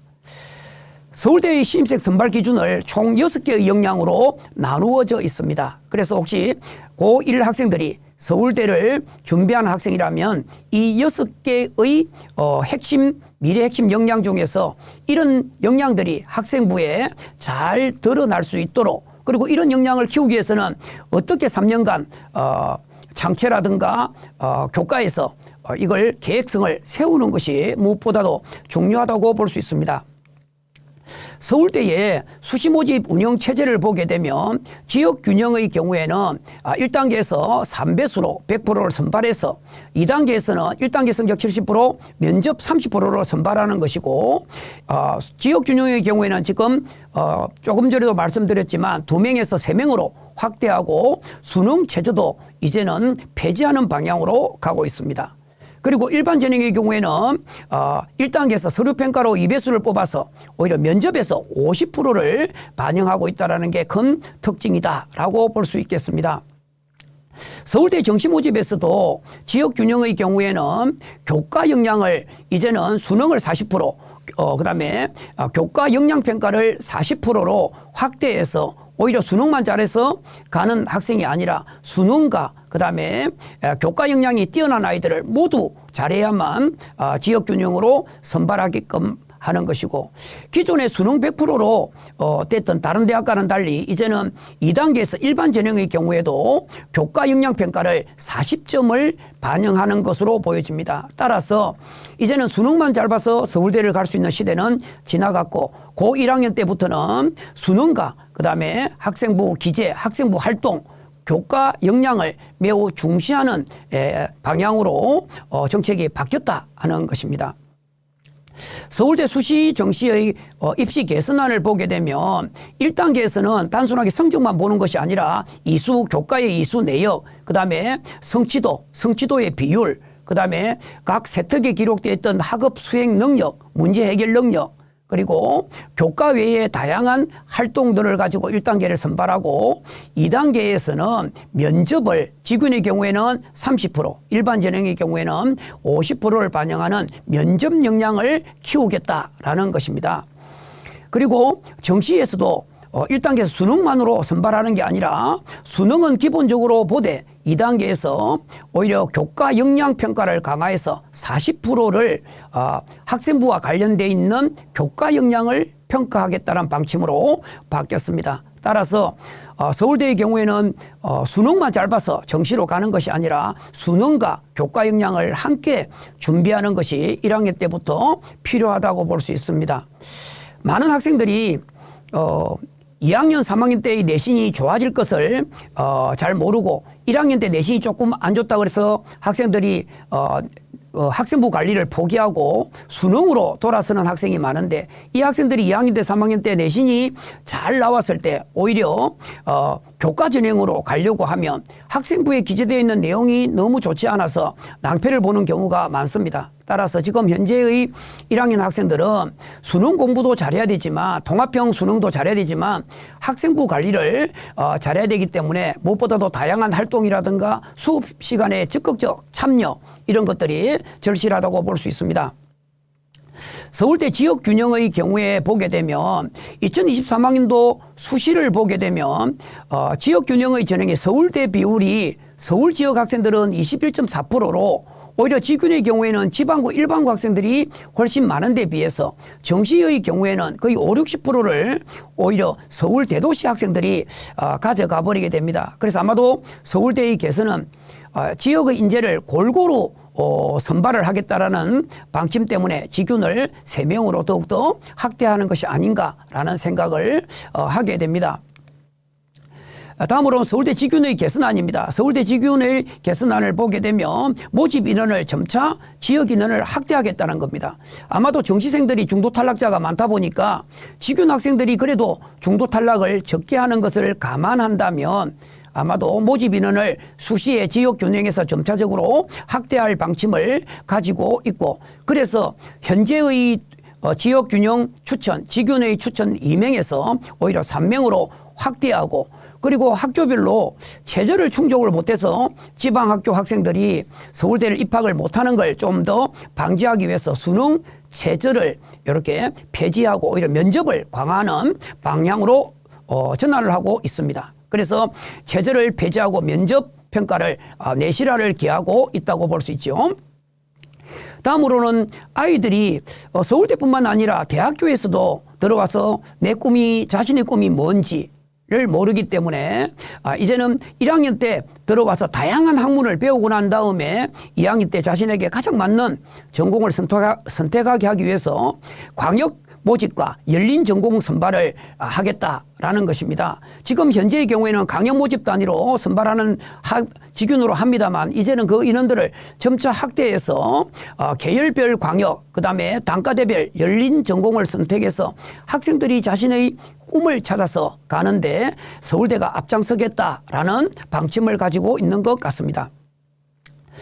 서울대 수시 모집의 전형을 보게 되면 모집에 학생부를 볼 때 이수 내역도 보겠다. 다시 말하면 학생이 지원 학과와 관련되어 있는 이수 과목을 교육 과정과 반영해서 학교에 분명히 공대 쪽에 물리가 개설되어 있는데 물리를 들었을까 안 들었을까도 보는 거고 학생부의 성취도 그다음에 성취도의 A의 비율 원점수 그다음에 평균 점수 이런 것도 보게 되죠. 그리고 학생부의 학업 수행 능력이 얼마나 아이가 뛰어난지 그리고 혼자 독단적으로 뛰어난 건지 아니면 융합적으로 공동체를 형성하면서 학생이 학업 수행이 아주 뛰어나는지 이런 것도 보겠다는 거고 자신의 진로와 꿈을 위해서 학교에서 하지 않는 다양한 인터넷 강의 수업을 듣는다거나 아니면 또 공동 거점을 간다거나 소인수를 한다거나 계절학기를 한다거나 아니면 지역 교육청에서 실시하는 다양한 체험 활동을 한다거나 하는 걸 통합적으로 1단계에서 보겠다는 거고 2단계에서는 결국은 면접으로서 학생을 선발하겠다라는 방침이라고 볼 수가 있겠습니다. 광역 및 열린 전공의 선발 정책은 교육부에서 실제로 무전공학과라든가 열린 전공을 하지 않을 경우에는 예산을 지원을 하지 않기 때문에 2026학년도부터는 10% 이상 다시 말해 유형 1과 유형 2를 30% 이상을 요구하고 있습니다. 이걸 충족해야만 교육부에서 예산을 지원해 주기 때문에 서울대뿐만 아니라 연세대학이 조금 전에도 말씀드렸지만 2026학년도부터 열린 전공 선택제를 실시하는 것으로 볼 때 앞으로 2028학년도에도 흔히 말하는 우리가 자율전공학부, 무전공학부를 훨씬 더 계속 서울대뿐만 아니라 늘려갈 것으로 예상이 됩니다. 다음입니다. 다음은 광역 및 열린 전공의 선발의 방법의 경우에는 1학년 때 1단계에서 아이가 공동으로 모아서 2단계를 가게 되면 학생들이 이제 다양한 분야로 자기가 원하는 학과를 갈 수 있도록 한다라는 방침입니다. 그래서 중도 이탈자를 줄이겠다라는 게 결국은 서울대의 기본 방침이다라고 보여집니다. 이 부분은 조금 전에 이제 설계 모형을 예를 들면 정시의 경우에는 이렇게 하겠다는 거죠. 수능으로 1단계에서 뽑아서 2단계 점수를 40%를 반영해서 학생부에 기재되어 있는 정량평가를 통해서 면밀히 검토해서 그걸 가지고 선발하는 거. 수시는 내신하고 그다음에 학생부 역량, 학교에 기재되어 있는 학업 역량과 면접이 중요하다면 정시의 경우에는 수능과 학생부에 기재되어 있는 이런 학업 역량, 이게 매우 중요해졌다라고 볼 수가 있겠습니다. 정시 모집의 경우에는 당연히 준비하기 위해서 수능은 당연히 기본이죠. 수능을 60%를 보기 때문에 당연히 수능은 잘 봐야 되지만 이제 수능만으로 서울대를 갈 수가 없는 시대가 왔습니다. 2028학년도부터는 과목의 이수를 잘해야 되는 거죠. 위계를 따져서 과목의 지원학과와 관련되어 있는 선택 과목을 잘 이수했는지, 그다음에 진로 적성에 맞는 선택 과목을 얼마나 많이 이수했는지, 그리고 지원학과와 관련되어 있는 교과의 내신 등급은 어느 정도 되는지, 그리고 성취도가 나오는 과목의 경우 또 교과 성취도가 어느 정도 A를 받았는지, 그리고 A의 비율이 얼마나 되는지, 예를 들면 30%일 때 내가 A를 받은 거와 90% A인 학교에서 내가 A를 받은 거는 분명히 다르게 평가를 하겠다라는 거고, 학업 수행 능력에서 다양한 분석적, 통합적, 발표력, 그다음에 탐구력 이런 걸 전체적으로 보는 거고, 그다음에 학교 안에서 예를 들면 공감하고 소통하고 배려하고 리더십을 발휘했던 이런 사례, 이런 것들을 종합해서 40%를 더해서 정시에 모집하겠다라는 방침입니다.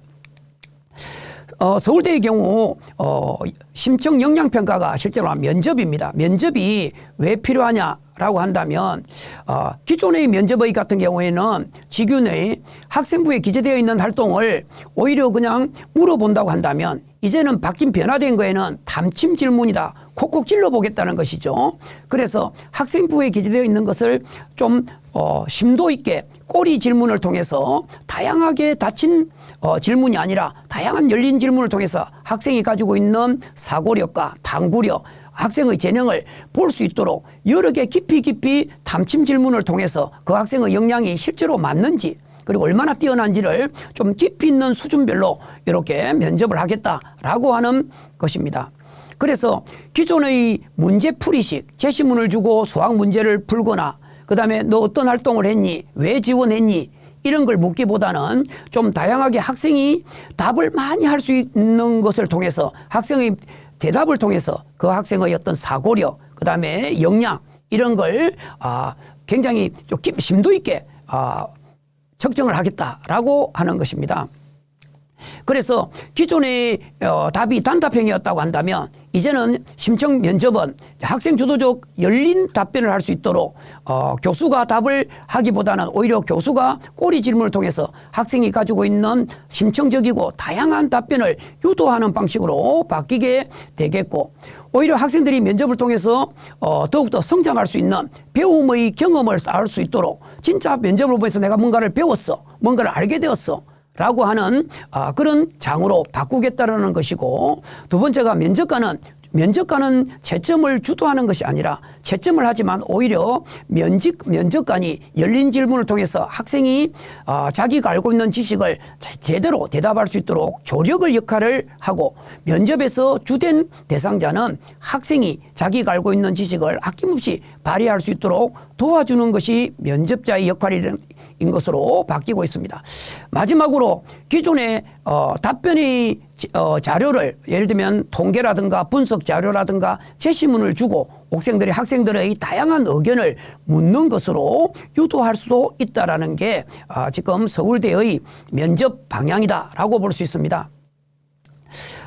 지금까지 내신 체제와 수능 체제를 살펴보았는데, 앞으로 2028학년도 입시 제도의 변화에 따라서 대입 전형이 어떻게 바뀔까라는 걸 한번 정리를 해본다면, 아마도 내신 변별력이 약화가 됩니다. 9등급제에서 5등급제로 되면서 수능 체제를 강화하는 대학이거나 체제가 없다가 체제를 신설하거나, 오히려 학생부의 정량평가만 보던 학교에서 오히려 정량평가가 아닌 정성평가로 전환을 해서 이수 단위, 그다음에 위계, 그다음에 계열별 단위수, 그다음에 학교의 활동 등을 다양하게 평가하는 정성평가로 전환하게 되고, 오히려 면접을 강화해서 내신의 1등급이 숫자가 늘어난 것을 대학에서 면접을 통해서 좀 더 우수한 아이를 선발하는 방향으로 바뀌지 않을까라고 생각을 합니다.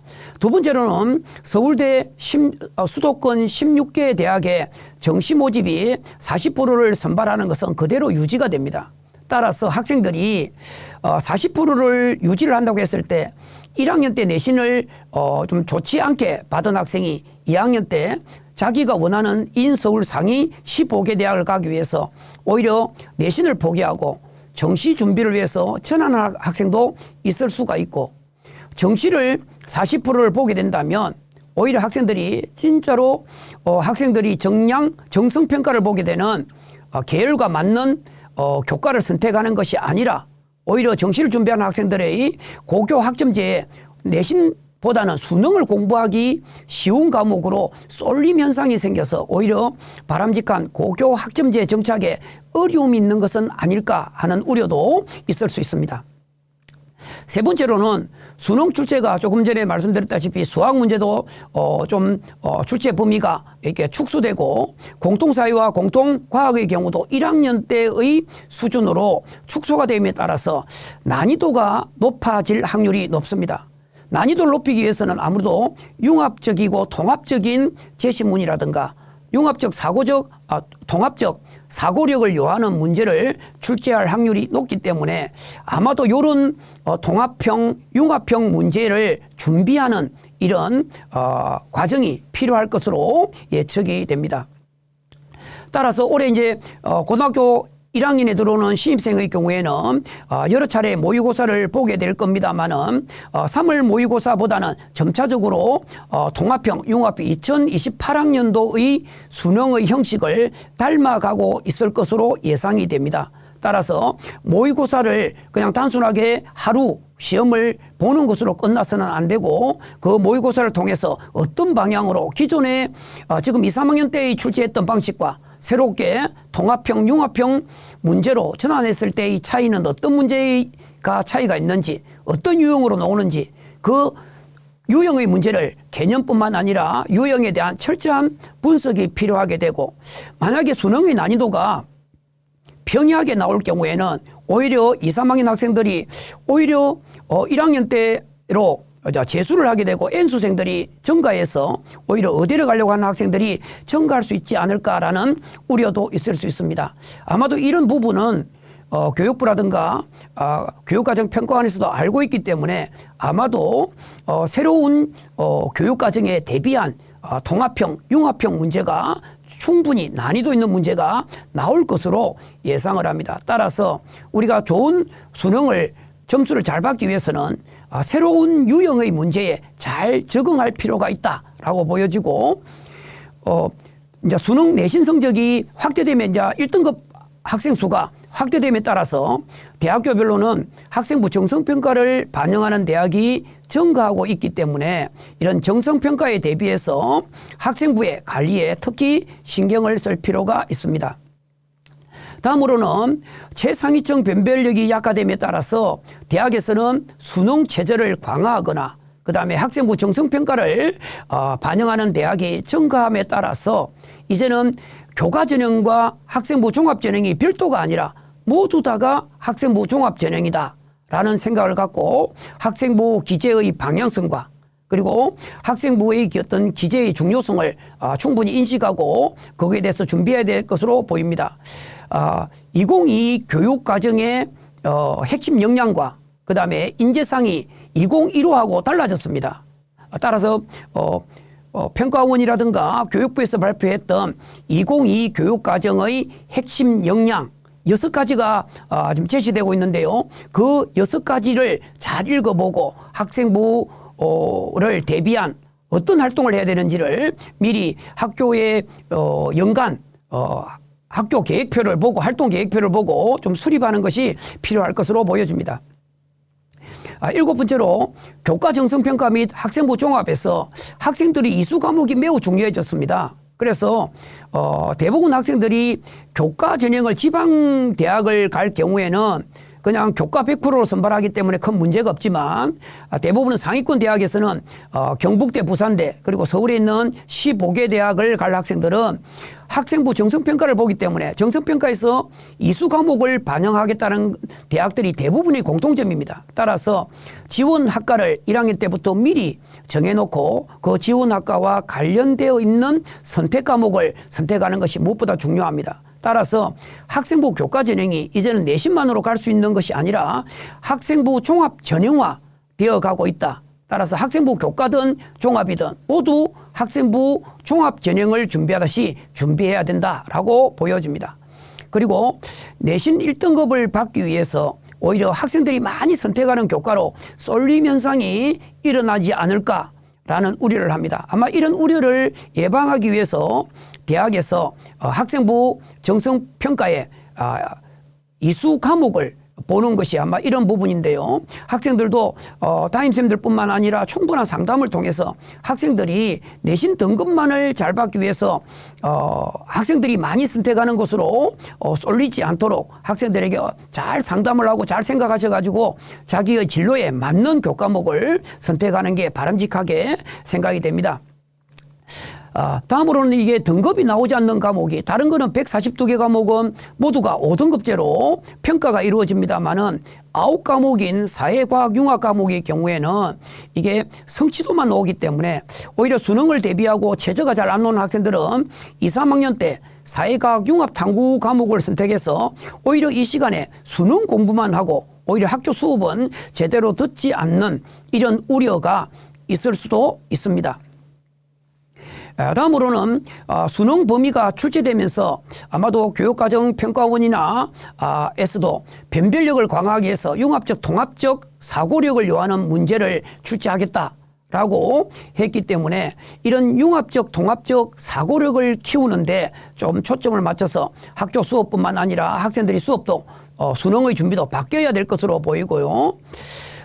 확정은 되지 않았습니다만은 선생님이 조심스럽게 예측을 하건대 미적분과 기하가 대학에서 공대에서는 반드시 필요한 선행학습을 하고 와야 되는 과목임에도 불구하고 이게 고교 교육과정에서 미적분과 기하가 수능 출제 과목에서 제외됨에 따라서 아마도 자연계의 논술에서는 미적분이나 기하를 배운 학생에게 유리한 쪽으로 출제될 가능성이 있기 때문에 내신이 조금 좋지 않아서 예를 들면 3등급이나 4등급인 학생이 좀 상위권 대학을 가려고 하면 자연계 논술을 보려고 하면 이런 미적분 기하도 충분히 나올 수 있다는 걸 고려할 수 있고 2026학년도부터 지금 약술형 논술의 인원이 엄격하게 늘어나고 있습니다.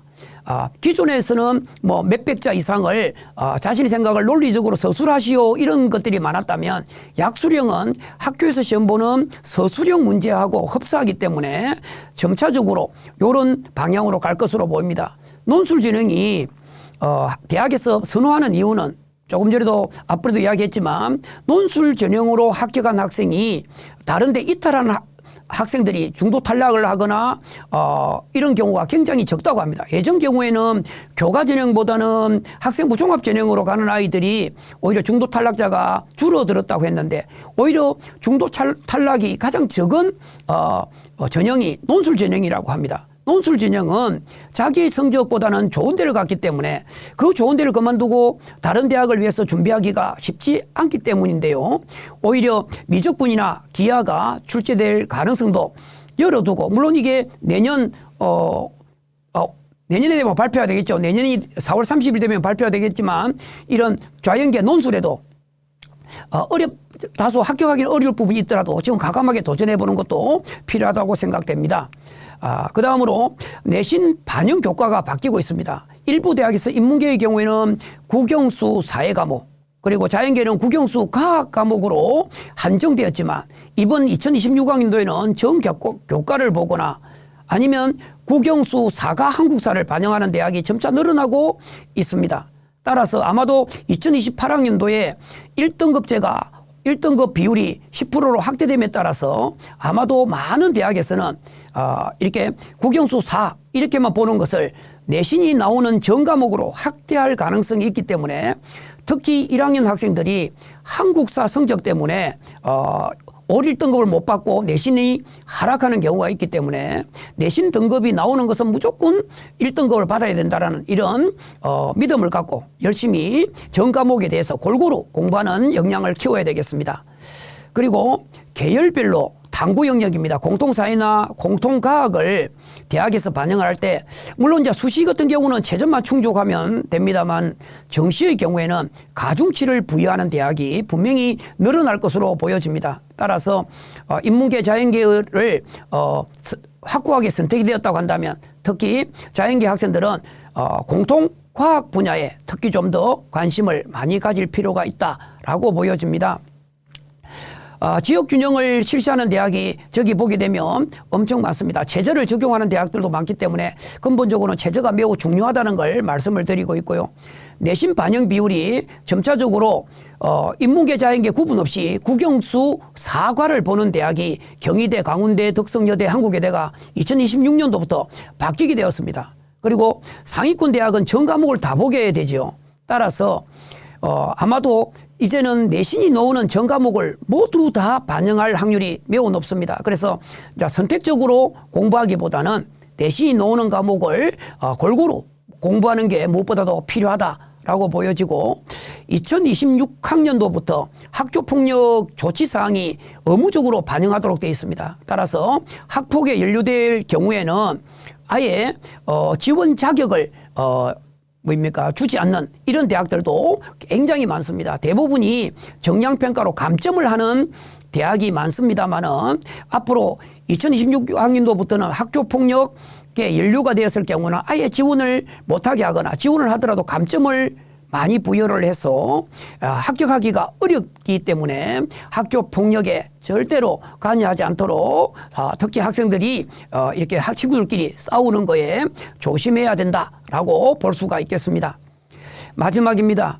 마지막으로 2028학년도를 그럼 우리가 성공적인 입시를 위해서는 고등학교 1학년 때가 제일 중요하다라고 이야기했습니다. 그럼 고등학교 1학년 때부터 어떤 대비를 해야 되는지를 한번 살펴보도록 하겠습니다. 먼저 대학에서는 변별력을 키우기 위해서 어떤 방안을 하든 우수한 학생을 선발하려고 할 겁니다. 그러면 우수한 학생을 선발하기 위해서는 교과 전형에서는 1등급 인원수가 지금보다는 훨씬 더 많아졌는데 똑같은 1등급인데 어떤 우수한 1등급을 뽑을까? 결국은 교과 정성평가인 겁니다. 따라서 상위권 대학이나 그다음에 의학학 계열 그다음에 지역 거점 학교의 경우에는 내신 성적으로만 갈 수 있는 기존의 방법에서 이제는 교과 전형에도 정성평가를 반영하는 대학이 늘어남에 따라서 이수 과목이라든가 이수 단위수 그리고 공동 거점 그리고 학생부에 기록되어 있는 활동들 이런 것들이 무엇보다도 지금보다도 더 중요해졌다라고 볼 수가 있겠습니다. 두 번째로 학생부 종합전형은 교육과정을 평가한다는 겁니다. 교육과정에 분명히 그 강의가 개설되어 있음에도 불구하고 위계를 지키지 않고 그것을 듣지 않았을 경우 이런 것들을 충분히 걸러내겠다라는 겁니다. 그래서 과목의 이수 과목과 이수 단위 우리가 예를 들면 전자공학과나 하공학과를 갈 학생이 수학과 과학을 40단위를 들은 학생이 올 1등급인 학생과 그 다음에 20개의 단위만 수강한 학생이 올 1등급으로 받았을 경우에 기존의 내신만으로 100%만 평가를 한다면 똑같은 1등급이니까 최저만 충족하면 다 합격이 가능했지만 이제는 정성평가를 반영하게 되면 아무래도 20단위에서 1등급을 받은 아이보다는 40단위를 이수한 학생의 1등급을 뽑게 되는 거고 3년간 반장을 한 학생이 올 1등급보다는 한 번도 반장을 한 경험이 없는 올 1등급보다는 오히려 3년간 반장을 한 학생의 올 1등급을 선호할 것으로 보여집니다. 그리고 성취도가 어떤 학교의 경우에는 똑같은 A를 받았지만 1등급과 A를 받았지만 30% 성취도 비율 A 비율이 30%인 학교와 그 다음에 70% 80%인 성취도의 비율은 분명히 다를 것으로 보여지는 거고 과목별 평균이라든가 과목별 평균이 아무래도 60점 70점일 때 내가 1등급 받은 거와 과목이 80점, 90점인데 내가 1등급 받은 거는 분명히 다르게 평가할 것으로 보여집니다. 따라서 과목별 세특에도 특히 신경을 써야 할 것으로 보여집니다. 정시 모집에서도 상위 모집, 상위학과나 의학과 계열의 경우에는 면접이라든가 그다음에 체제를 강화하고 오히려 교과에다가 수능에 이런 교과의 학업 역량을 강화하는 대학으로 전환할 가능성이 매우 높습니다. 그래서 대학에서는 똑같은 1등급을 어떤 우수한 아이를 선발할 수 있는 방법은 아무래도 수능 체제하고 면접고사를 통해서 아이를 그럴 수밖에 없기 때문에 아마도 교과의 정성평가 그리고 수능 최저 면접고사가 강화될 것으로 보이고 또 정시 모집의 경우에는 계열에 따라서 현재의 공통사회와 공통과학 중에서 한 과목만 반영하거나 가중치를 분야하는 대학들도 늘어날 것으로 보여집니다. 입시 변화에 따른 대비 방안은 가장 중요한 것이 학업 역량입니다. 우리가 학생부 종합전형이 학교 활동만 잘하면 합격을 할 수 있다라고 생각할 수 있습니다. 물론 그게 틀린 말은 아닙니다만은 가장 중요한 것은 학업 역량입니다. 결국 학업 역량에서 가장 큰 비율을 차지하는 게 내신이죠. 그래서 1학년 때 내신 관리가 매우 중요합니다. 그 중에서도 1학년 중간고사가 매우 중요합니다. 많은 학생들이 1학년 중학교 때의 어떤 생활 습관을 버리지 못해서 3, 4일 전에 수능 내신 준비를 해서 중간고사를 예를 들면 잘못 보게 되면 학생들이 꿈이 허물어지기 때문에 학교 생활에 매우 어려움을 겪는 아이들을 많이 보게 됩니다. 그래서 저는 3학년 때 내신이 중요한 것도 있지만 제일 중요한 것은 1학년 때 1학기 중간고사다라고 생각합니다. 1학년 1학기 중간고사를 잘 받게 된다면 학생들은 자신감을 가지고 계속 그 내신을 유지하기 위해서 노력하지만 1학년 1학기 때의 내신을 망친 학생이 그것을 회복하기 위해서는 매우 많은 노력이 필요하다. 그래서 내신 관리에 좀 신경을 많이 써야 된다라는 겁니다.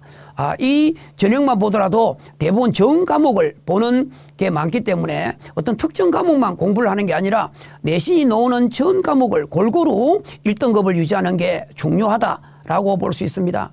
한양대의 경우에 이미 이제 올해 이제 2025학년도 교과 추천형 성적을 발표를 했는데요.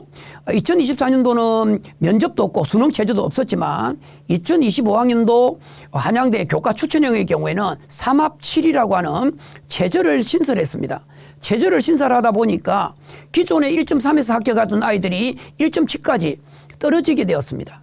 따라서 체제를 적용하게 되면 내신을 조금 못 받더라도 체제가 높은 데를 가면 합격할 수가 있기 때문에 대학에서는 어떻게 해선 내신이 너무 1등급 숫자가 많아지게 되면 아무래도 체제를 강화하거나 면접을 강화할 수밖에 없다라고 보여지고 대입 전형을 대학을 갈 수 있는 방법이 4가지 유형이 있는데 그 4가지 유형에서 공통분모는 결국은 수능과 교과입니다. 그래서 결국은 내신이 바탕이 되지 않으면 자기가 꿈꾸는 대학을 가기가 어렵다는 것이죠. 그래서 교과 전형에 특히 내신 성적에 신경을 쓸 필요가 있어야 된다는 겁니다. 조금 전에도 계속 지금 이야기를 하고 있지만 학생부 정성평가가 매우 중요하고 서울대의 경우에도 이 정성평가를 많이 보겠다고 했기 때문에 학교생활기록부 관리를 철저하게 잘해야 됩니다. 따라서 학교생활기록부를 관리를 잘하기 위해서는 내신 1등급을 맞는 것은 기본이고 학교생활의 충실도 그다음에 교과 이수 다양한 학교에 적극적으로 활동에 참여해서 참여하는 것으로 끝나지 않고 그 참여가 학교생활기록부에 기재가 되고 그 학교에서 수업의 시간에 배운 내용을 좀 더 확장하고 심층 탐구하는 이런 노력의 과정이 필요하다라고 보여집니다.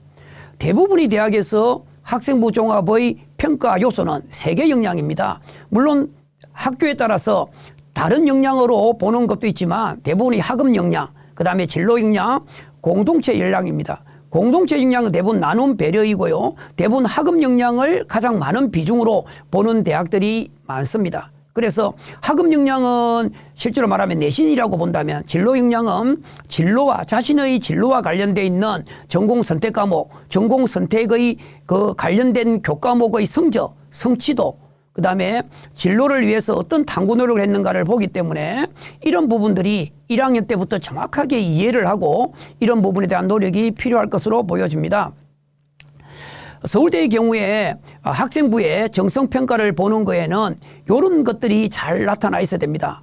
예를 들면 정보 처리를 잘하는 능력, 자기 관리를 잘하는 능력, 그 다음에 공동체 생활에서 협업을 잘하는 능력, 그 다음에 다양한 문제를 직면했을 때 그 문제에 대한 해결과 의사결정 능력, 그리고 얼마나 자기가 진로를 위해서 자기 주도적으로 활동을 했는가 하는 것들, 그 다음에 우리가 흔히 말하는 보고서 쓰는 거 있죠. 프로젝트 활동이라든가 탐구 능력, 이런 것들을 있는데 이런 능력들이 학생부에 골고루 기재가 되고 활동을 하게 된다면 분명히 좋은 결과를 가져올 것으로 보여집니다. 앞으로 2028학년도에는 내신 1등급제가 1등급 학생이 많아짐에 따라서 수능 최저를 반영하는, 교과전형에서 반영하는 학교가 늘어날 것으로 보여집니다.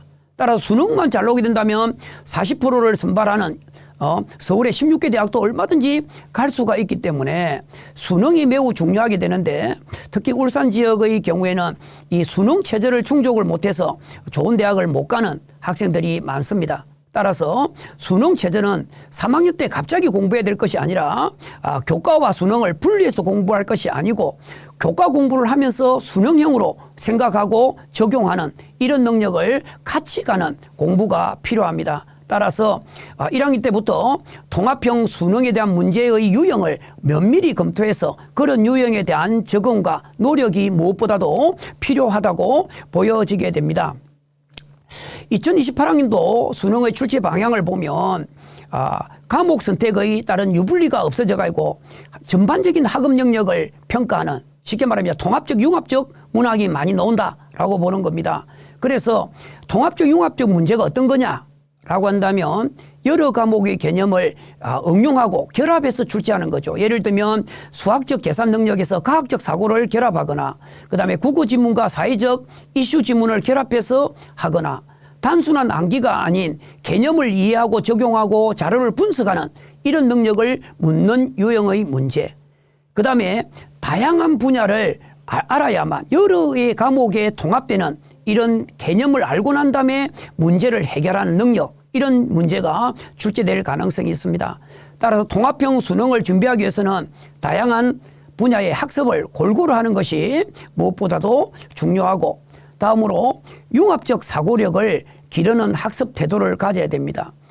기존에 있는, 물론 2, 3학년 아이들도 융합적 사고가 필요하지만 그래도 기존에는 단편적 지식이 어느 정도도 가능했다고 한다면 이제 새롭게 2028학년도에부터 바뀌게 되는 통합형 수능은 그 어느 때보다도 통합적 사고력을 요하는 이런 문제가 나올 확률이 높기 때문에 이런 유형의 문제, 특히 이제 모의고사라든가 EBS 교재를 통해서 융합형, 통합형 문제에 대한 접근을 어떻게 해야 되는지 1학년 때부터 좀 준비를 해야 되고, 특히 공부를 할 때도 예를 들면 교과 간에 연계되는 과목, 연계되는 단원이 어떤 단원인지 이런 것들도 좀 살펴보고, 우리가 사회적 이슈를 접할 때 이 사회적 이슈에 다른 영역이 예를 들면 윤리와 사상에서의 윤리적 사고가 어떻게 적용되어 있는지, 예를 들면 광고를 보면서도 언어와 매체의 광고가 어떻게 연계되어 있는지 이런 것들을 보는 능력이 필요할 것으로 보여집니다.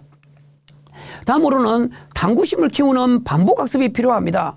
예를 들면 단순한 암기를 하는 거에서 기존의 수능의 경우에는 어느 정도 기출문제를 계속 반복하다 보면 수능의 감이라는 게 생겨서 어느 정도 가능했지만, 이제는 이걸 배운 지식을 응용하고 통합하는 능력을 묻는 문제가 많을 것으로 생각합니다. 그래서 과목별로 책을 읽고서도 그 책 속에 나와 있는 내용의 과목 간의 연계, 통합하는 훈련이 무엇보다도 필요할 것으로 보이고, 어떤 책을 읽고 비판적 사고라든가 논리적 사고, 그러면 약술형을 대비하기 위해서 서술 영역을 키우는 학습이 무엇보다도 필요할 것으로 보여집니다.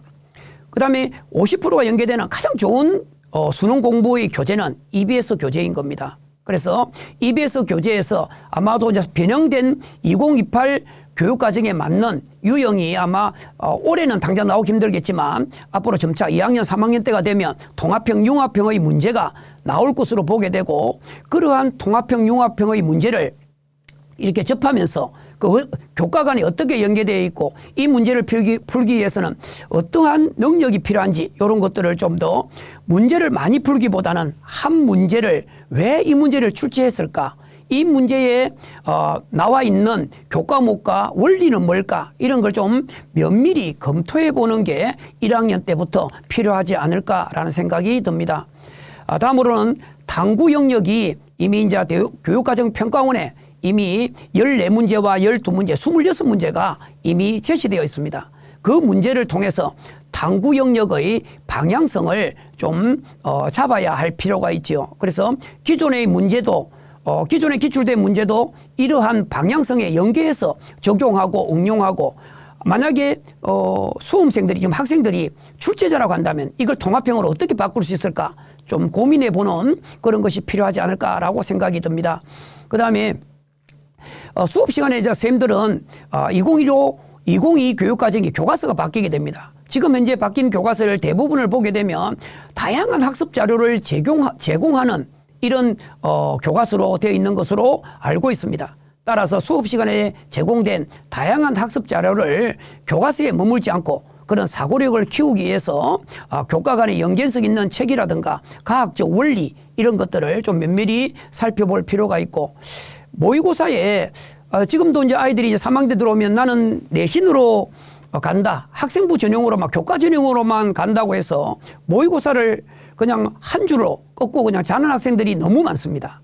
앞으로 모의고사에 변화가 일어나 2028 교육과정에 맞는 수능이 출제된다고 생각하고 좀 모의고사를 할 때 진심을 담아서 실전 감각을 키우기 위해서 이 문제를 그냥 푸는 단계에서 넘어서서 이 문제가 어떤 문제하고 결합됐지 이 문제가 왜 이런 문제를 냈지 이 과목은 어떤 과목과 같이 연계가 되었을까 이런 것들을 좀 하고 특히 탐구 영역은 시간이 바뀌었기 때문에 이런 시간을 제 시간 안에 푸는 역량을 키워야만 되겠습니다. 또한 고교 학점제에서 교과 선택이 매우 중요합니다. 따라서 학생들이 시험을 한번 못 보고 좌절하고 절망하는 경우가 많기 때문에 진로 선생님이나 담임 선생님 그리고 또 교과 선생님하고 지속적인 상담을 통해서 자기가 의욕이 떨어졌을 때 의욕을 부여잡을 수 있도록 상담을 통해서 학습 의욕을 지속적으로 계속 부여받아서 학생들이 좀 자기 꿈을 이룰 수 있다는 가능성을 가지고 공부에 전념하는 했으면 좋은 결과가 있을 것으로 보여집니다. 마지막으로 다양한 이 통도를 통해서 변화하는 입시제도에 대한 관심과 연구가 필요합니다. 예를 들면 1학년 때부터 자기가 가고자 하는 대학의 입시 체제가 어떻게 바뀌어가고 있는지 지금 이미 서울대학은 발표했기 때문에 내년부터 계속 다른 대학도 발표될 걸로 보입니다. 따라서 2028학년도 입시 전형안을 가지고 입시 제도가 기존 입시와 지금 바뀐 2028은 어떻게 바뀌었는지를 끊임없이 공부하고 연구하는 자세가 필요하고 이런 자료를 그러면 다양한 정보를 어디서 얻을 수 있느냐. 가장 중요한 게 울산 광역 진로지원센터입니다. 각 시도에 보면 진로 진학 정보센터가 있는데요. 이 시도별로 진학 방문을 해서 자기의 다양한 자료를 받을 수 있고 특히 울산광역시 진로지원센터에서는 다양한 자료뿐만 아니라 이런 유튜브 동영상 그리고 온라인 상담 그리고 직접 대면 상담도 가능하기 때문에 온라인 상담뿐만 아니라 대면 상담을 신청해서 끊임없이 자기를 피드백하고 동기를 부여받도록 상담을 하는 것이 무엇보다도 중요합니다.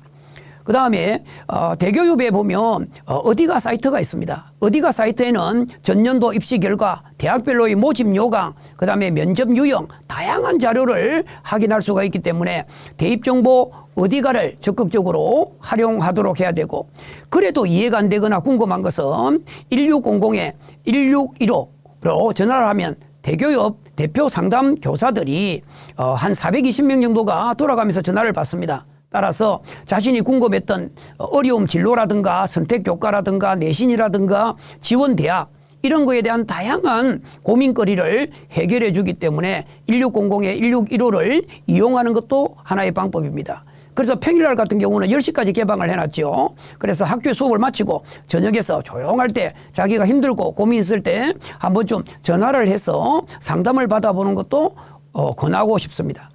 그 다음에 대학별로는 선행학습 영향평가 보고서를 반드시 의무적으로 제출하도록 되어 있는데요. 여기 보면 논술의 방향이라든가 면접 유형, 면접 문화, 그 다음에 어떤 교과와 연계되었는지까지 자세하게 안내를 하고 있기 때문에 자기가 가고자 하는 꿈을 가지고 있는 대학의 영향평가 보고서도 한 번쯤씩은 살펴볼 필요가 있고, 가장 많은 학생들이 자료를 얻을 수 있는 것은 대학에서 제공하는 학생부 종합 가이드북입니다. 학생부 종합 가이드북에는 합격한 선배들이 나는 고등학교 생활을 어떻게 했고 어떤 과목을 선택했고 면접을 어떻게 준비했고 나는 학교 활동을 어떻게 했는지 이런 거에 대한 자료도 많을 뿐만 아니라 면접 자료, 그다음에 학생부에 기재되어야 할 내용 이런 것들을 자세하게 안내를 하고 있기 때문에 가장 좋은 정보는 입시 요강도 중요하지만 학생부 종합 가이드북이라고 선생님은 생각합니다. 적극적으로 학생부 종합 가이드북을 보고 그 대학에서 요구하는 인재, 그 대학에서 요구하는 핵심 역량 이런 것들을 학생부에 잘 녹여낸다면, 그런 활동을 잘 녹여서 기재가 된다면 성공하는 학생이 되리라고 생각을 합니다.